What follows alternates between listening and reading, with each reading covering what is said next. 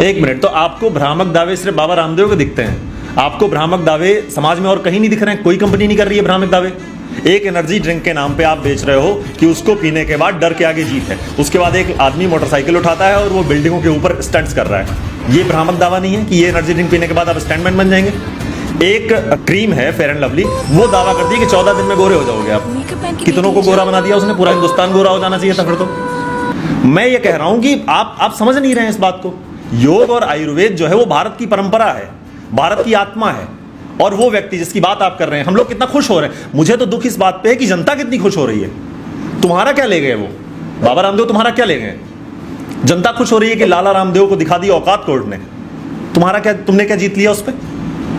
मुझे ये समझ में नहीं आ रहा है कि एक व्यक्ति जो भारतीय परंपराओं को, स्वदेशी परंपराओं को आगे बढ़ा रहा है, वो देख रहे हैं रोज 5000 लोगों को सामने खड़े होकर के लोग बताते हैं माइक पर कि मेरा रेमेटॉइड अर्थराइटिस ठीक हो गया। लोग बता रहे हैं कि उनके ऑटोइम्यून डिजीजेस ठीक हो रही हैं, कैंसर लोगों का ठीक हो रहा है। बस ये है कि अभी रिसर्चेस नहीं हुई हैं उस पर।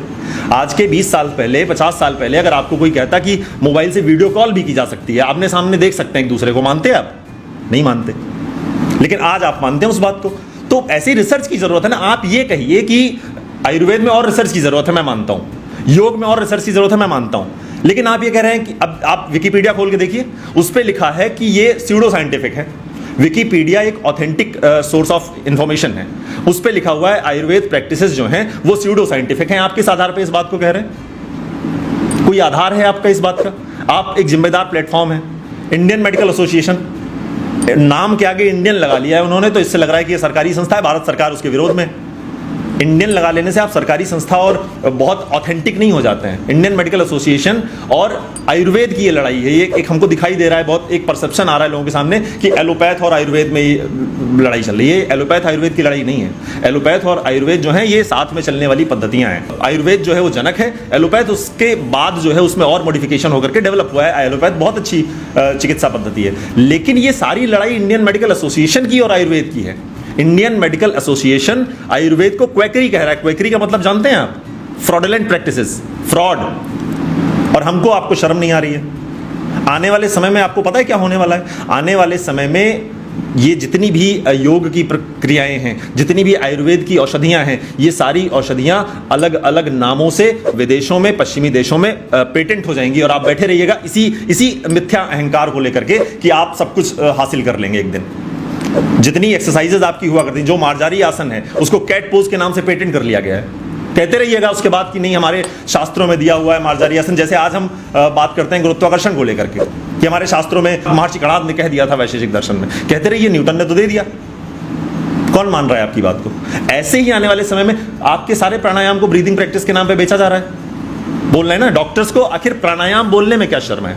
आप उसको प्राणायाम क्यों नहीं कह पा रहे हैं कि प्राणायाम करने से आप स्वस्थ हो जाएंगे? आप कह रहे हैं कि ब्रीदिंग एक्सरसाइजेस आप करेंगे तो आप स्वस्थ हो जाएंगे। ब्रीदिंग एक्सरसाइज को अगर आप प्राणायाम कह देंगे तो आपको पता है क्या होगा? उससे ये होगा कि आयुर्वेद और योग की जीत हो जाएगी। और ये कैसे स्वीकार कर लें? तो सारी समस्या यहां आ रही है। बाबा रामदेव या एक भारत के संन्यास परंपरा के सर्वोच्च पर बैठा हुआ व्यक्ति, ये सारे न्यूज़ चैनलों पे आप देखते होंगे, अन्य धर्मों के जब अन्य पंथों के जो लोग होते हैं उनका नाम जब लेते हैं, जैसे एक कोरोना के समय में एक मौलाना साद था, उसका मतलब उसने आपराधिक कृत्य किया है, लेकिन एक भी न्यूज़ चैनल पे क्या किसी एंकर ने उसको ये कहा कि ये साद है? सब मौलाना साद, मौलाना साद, मौलाना बुखारी, सब मौलाना लगा रहे हो। अगर उनका पद है, मैं कह रहा हूँ सम्मान दो। लेकिन जैसे ही स्वामी रामदेव की बात आती है, कितने न्यूज चैनल्स पे आपने देखा कि रामदेव को दिया कोर्ट ने झटका। रामदेव क्या है? भारत के संन्यास परंपरा का अपमान कर रहे हैं आप। कोई आपराधिक कृत्य नहीं किया है बाबा रामदेव ने। अगर स्वामी रामदेव इस देश की संन्यास परंपरा का प्रतिनिधित्व करते हैं तो आपकी ये जिम्मेदारी है कि आप उनको सम्मान दें। आप क्यों नहीं दे रहे? क्योंकि हम बहुत सहिष्णु हैं। हम ये सह लेते हैं कि हमारे सन्यासी का अपमान करो और हम सुनते रहेंगे, हम भी खुश हो जाएंगे। तो समस्या की जड़ ये है।